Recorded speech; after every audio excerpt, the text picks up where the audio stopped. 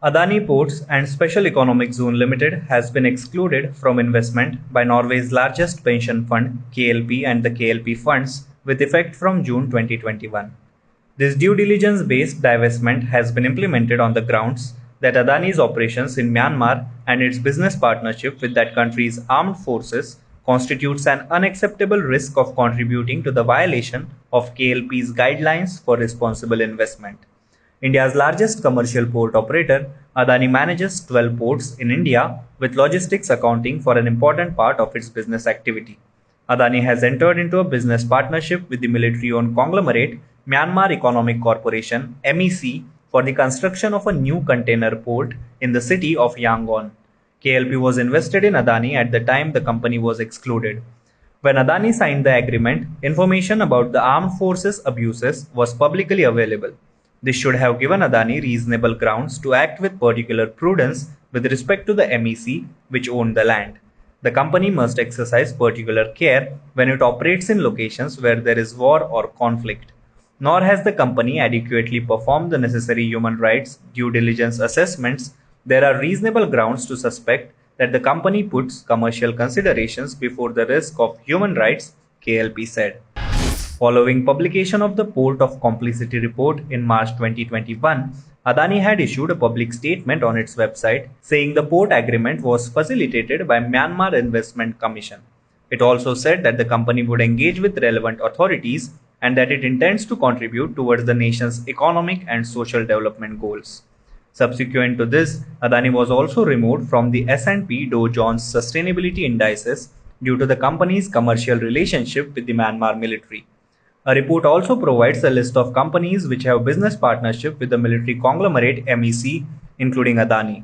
In Port of Complicity, the voluntary organizations Australian Centre for International Justice and Justice for Myanmar have published details of the collaboration between Adani and MEC. These details are based on leaked documents. KLP has engaged in written communication with the company about the agreement in Myanmar since March 2021. In April, a meeting between KLP and the company's management was also held. Adani declared that the company takes human rights seriously and that it has a human rights policy.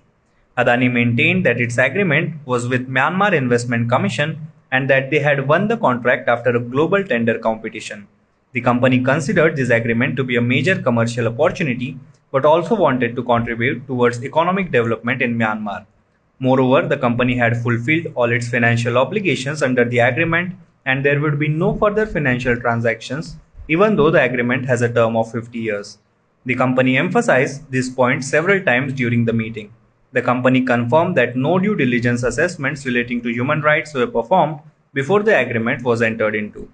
The company also confirmed that the port will be used for commercial purposes and this was expressly regulated by the agreement.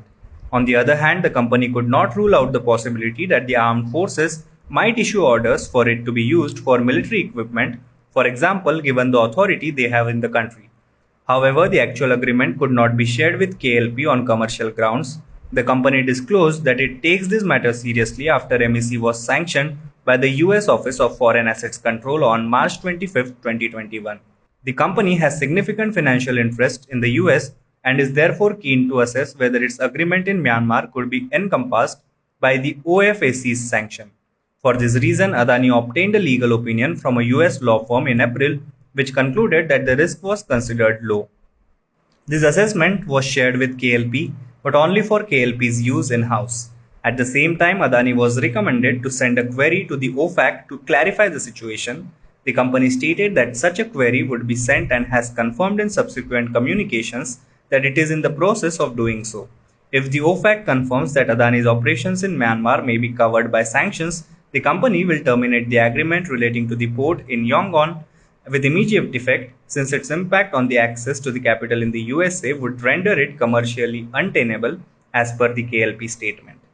At the same time, the company said it found it hard to see that a commercial partnership could contribute to human rights violations. The company had no comments on the abuses by the armed forces in Myanmar have perpetrated, but said they were keeping abreast of the ongoing situation following the military coup. Furthermore, the company considered that in general, any national armed forces would have many business partnerships, KLP said. KLP has assessed whether Adani, through its business partnership with MEC, could constitute an unacceptable risk of violating KLP's guidelines, including contribution to serious violation of the rights of individuals in situations of war and conflict. The agreement entails the construction of the country's largest port, a massive infrastructure project. The port is being built in a city where the armed forces already own three commercial ports. It is moreover being built on land owned by the armed forces, which means the military has good control over all activities undertaken there. KLP said Adani itself admits that the highest risk it faces is to ensure that illegal goods are not transported into the country via the port.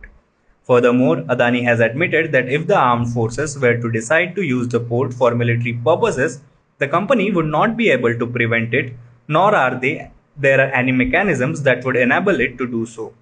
There is an imminent danger that the armed forces could use the port to import weapons and equipment or as a naval base. This equipment plays a crucial role in the attacks carried out by armed forces. In this way, the port could be used by the army to continue its violation of human rights. These factors show that the company is operating in a business sector where there is a high risk of contributing to human rights abuses. Now be the first to know about the latest updates on our new news app. Go on your Android or iOS, search for HW News Network. Download our app, choose the language you prefer to get updates in, and be up to date with the latest news.